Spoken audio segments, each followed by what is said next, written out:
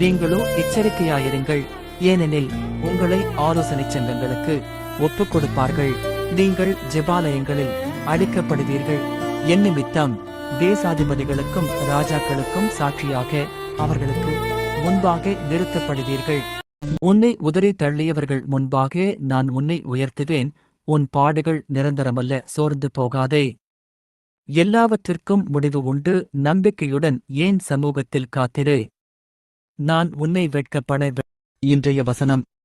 நீங்கள் பலங்கொண்டு திடமனதாயிருங்கள், அவர்களுக்கு பயப்படவும் திகைக்கவும் வேண்டாம்.